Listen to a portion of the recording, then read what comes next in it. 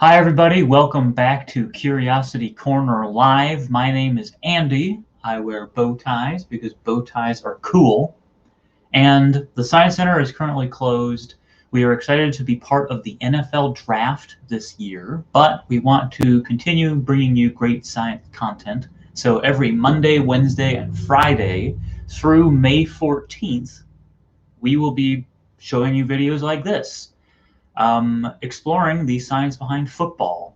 Also, we want to give a huge thanks to the Pro Football Hall of Fame for sharing their curriculum with us and making these videos possible. If you want more information, check out their website at profootballhof.com. So today, I am going to talk to you about momentum and how momentum relates to football. We'll explore some of the math behind momentum and use football as a way to break down that concept. What is momentum? Momentum is inertia in motion. Newton's first law is an object at rest will stay at rest. An object in motion will stay in motion unless acted upon by an outside unbalanced force. Momentum is that second part. An object in motion will stay in motion. It's inertia in motion. Inertia is a property of matter, and no matter what, things will have inertia, whether they're moving or not. And as a physical law, momentum can actually be calculated and measured using mathematics. So let's look at the momentum in football. There's a lot to look at. There's the ball, there's the players, there's all sorts of things going on in a football game. So let's look at the ball first, and then we'll look at the players. With the ball, we can use the mathematical formula, momentum is equal to mass times velocity, to figure out the momentum of the football. Now, mass is how much stuff is in something. And typically, things that have higher mass have higher weight. So a truck is going to have a higher mass than a bicycle because there's more stuff in a truck. Same thing goes with the football. The football, it will behave a certain way when it's thrown, and football is easy to catch. The average player can throw a football at around 54 miles an hour, which is about 24 meters per second. The average football has a mass around 14 ounces or 415 grams. A football is pretty light. And we can figure out that momentum using that formula. Velocity is speed in a direction. So the football could be moving to the left, it could be moving to the right, but if it's moving at 24 meters per second, that's the speed. If it's moving 24 meters per second to the right, that is the velocity.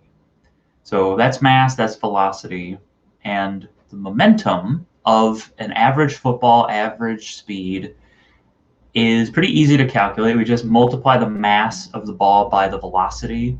When scientists are studying momentum, they want to use kilograms and meters per second. Those are the standard units.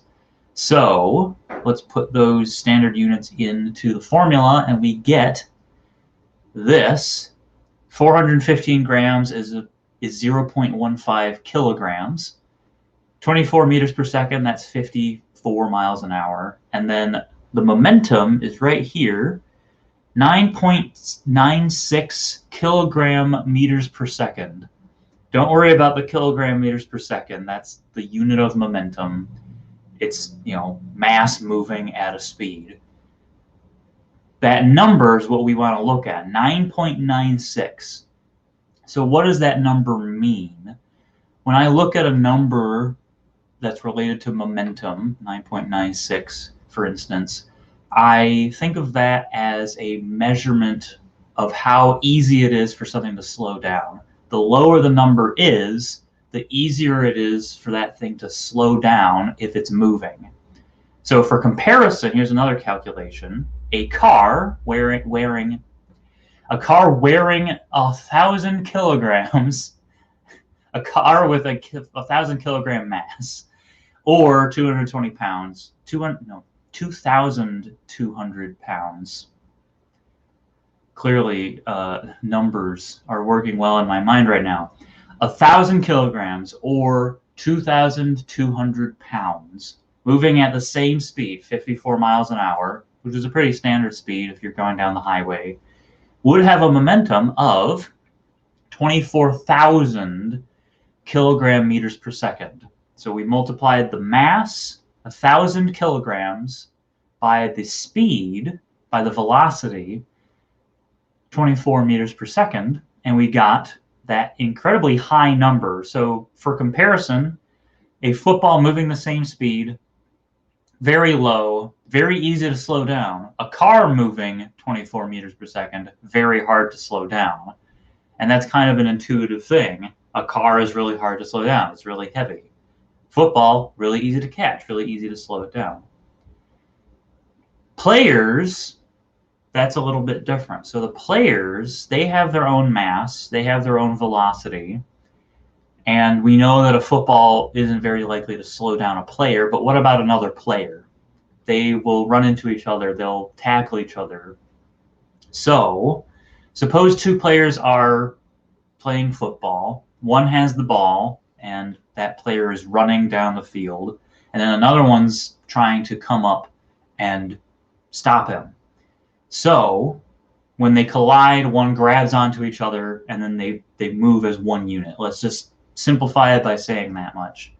Depending on how fast each player is going and their mass, we can figure out which direction they're going to keep going based on which one has the most momentum. So here's player one. This is player one. Player one has a mass of 93 kilograms, and player one is running at 5.2 meters per second this way, whatever that way is. Let's say this way is east, which actually it is from my perspective. So player one is running 5.2 meters per second east. So this is powdered sugar. Powdered sugar is running 5.2 meters per second east. And then we have player two. Player two comes along, and player two is running the opposite direction. Player two weighs 136 kilograms and is running at 2.2 meters per second west. So the question is, who's going to win? Powdered sugar is running faster, but weighs less. And elephant is running slower, but weighs more. So who's going to win? Well, let's calculate the numbers. Powdered sugar's momentum is 483 kilogram meters per second. So that is powdered sugar's momentum. Compared to the elephant's momentum, which is 299 kilogram meters per second. So when these two collide, powdered sugar is going to win, and they move as one unit to the east. In fact, if we subtract those two numbers, it roughly comes out to about roughly 200 kilogram meters per second. So they would be moving about the same speed in this direction. We're not going to get into the details of collision. That's another video that I'll dive into the science behind collisions and how different types of collisions work. But using that information, using that math, we can figure out how much momentum one player has and how much momentum is needed to slow them down and maybe stop them. In this case, it's interesting because the elephant weighs a lot more, but wasn't running as fast. So that's why powdered sugar was able to win out. So that is one little example. Another thing to keep in mind with momentum is we are not solid hunks of plastic like this elephant. When we move, when we run into something, we have our whole body, we have our arms, everything moves sort of independently. but we're all sort of self-contained. What I'm getting at is sometimes a player will get injured if he falls the wrong way or runs into somebody. Parts of him will actually keep going. That sounds wrong, but his arm could whip around and he could hurt his arm because he stopped. His body stopped, but his arm was loose, and he swings his arm and hits something by accident. That's why they're wearing helmets and why they're wearing knee pads, is to help slow down that momentum, spread out that energy. So if a player hits his head, the helmet's going to protect him, and the momentum will be controlled. The effects of that momentum will be controlled, and he can avoid injuries like concussions. Concussions are a great example of momentum not being controlled. Now, I'll talk some more about collisions in a future video, but that's it for today. We talked about momentum, and my challenge to you is to keep exploring momentum. Look up some of your favorite players, look up their mass, their top running speeds, see if you can calculate what kind of momentum they would have if they were running down a field, and what kind of momentum they could give a ball if they threw it. You can even play sort of a game of pitting your favorite players against each other, and if they're running at top speeds at each other, who would win that kind of contest using this formula down here. So anything you figure out, anything you discover, please share it on social media. Use our hashtag StayCuriousCLE and show everybody how cool science is.